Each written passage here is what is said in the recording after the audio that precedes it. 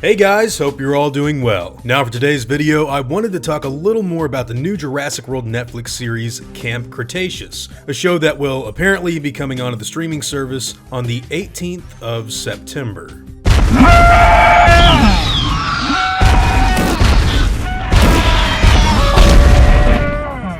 So one of the things that a lot of people didn't seem to really catch at the end of the teaser trailer was the show's official rating. Even though both trailers have boasted some rather dangerous looking imagery, I know a lot of people didn't really know what kind of direction this thing would go in, particularly since the recent Lego series was tame enough to premiere on Nickelodeon. Well, if we take a look at the bottom right corner at the end of the new trailer, they actually show us that Camp Cretaceous is officially rated TV PG, for what I'd assume would be violence. Now, that doesn't necessarily mean it's going to be a bloodbath, but it's definitely a step up from the normal TV Y7. Other information surrounding the show includes some kind of wild info about the dinosaurs and story. So look, apparently Camp Cretaceous takes place both during and after the events of Jurassic World, around the time the Indominus Rex escaped. And I guess the people making it are really trying to make it canon. Since it takes place both during and after the events of Jurassic World, I guess this means it's sort of like the Resident Evil 3 of the park's final moments. If you didn't know, that took place both before and after the events of Resident Evil 2. Anyways, besides the Indominus Rex and Carnotaurs, there also happens to be a very interesting look at a, quote, herd of bioluminescent Parasaurolophus. These dinosaurs are basically made to glow in the dark in order for park guests to see them better at night, which is pretty cool. It's more sci-fi and very much so in the style of whatever the park needs, despite them not being 110% like the actual animals.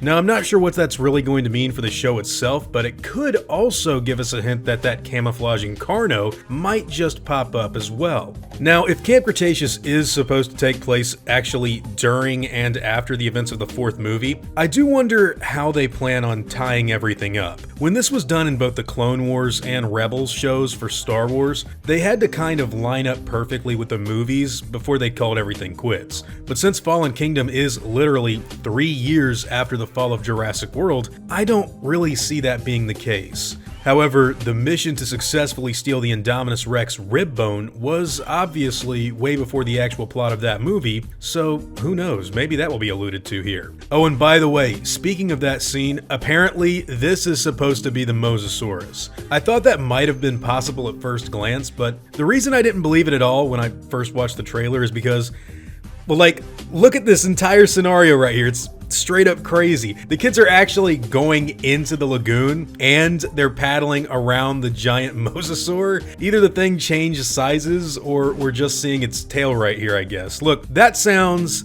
like a really tense and suspenseful idea, but this thing is massive, man. That might just be overkill for like anyone to survive from, let alone a bunch of kids. Of course, there is also talk of the baby ankylosaur that will be showing up in the show called Bumpy. Now, Bumpy for some reason is being carried away from the Pteranodon attack during the series, and well, I don't really know why right now. If I had to make a serious bet, I'd say that this little dino might actually be the infant that belonged to the Yankee that got killed by the Indominus during Jurassic World. And if this story is really trying to tie itself into the movies, then they probably stumbled upon him after his mother got its head bit off. I don't really know if that's actually the case, but hey, I'm just trying to make sense of everything here. Now, finally, apart from all of that stuff, there is actually the cast, which includes a basic list of the following. Darius, the story's main protagonist and dinosaur nerd. Brooklyn, a 13-year-old social media star. Kenji, a rich kid that's been in Jurassic World like a million times.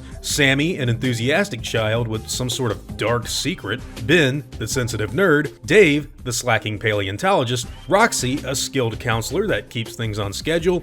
And Yaz, the most athletically gifted of the group. You want to really impress me? You'll give her a scene where she gymnastic kicks a raptor out of the window. But yeah, that's kind of it. I think Dave and Roxy are going to be looking for the kids after they're presumed dead once the Indominus Rex attacks, and it's kind of a story of these two counselors trying to save the kids during all hell breaking loose on Isla Nublar. While more information on Camp Cretaceous will obviously come out over the next month and a half, I'd say that everything so far looks to be leading up to an actual entertaining piece of Jurassic history. I know that they say it's going to be canon, but they've walked back on that idea before in the past with stuff like the Jurassic World live tours, so I don't know. I think we'll all have to wait and see what it actually winds up being. By the way, apparently, if you did go see the live tour, you should be better equipped than most because some story elements are said to actually interconnect with that story. So yeah, I guess it's a little more than soft canon after all. Anyways guys, what do all of you think about this Camp Cretaceous news? I'm actually really interested to see where this goes and if it leads to anything more down the line. I'd love to see further Jurassic stories told in the future in other forms of media like this, whether it be novels, comic books, video games especially, I think could be really, really cool. Anyways, let me know what all of your thoughts are on this information in the comments down below.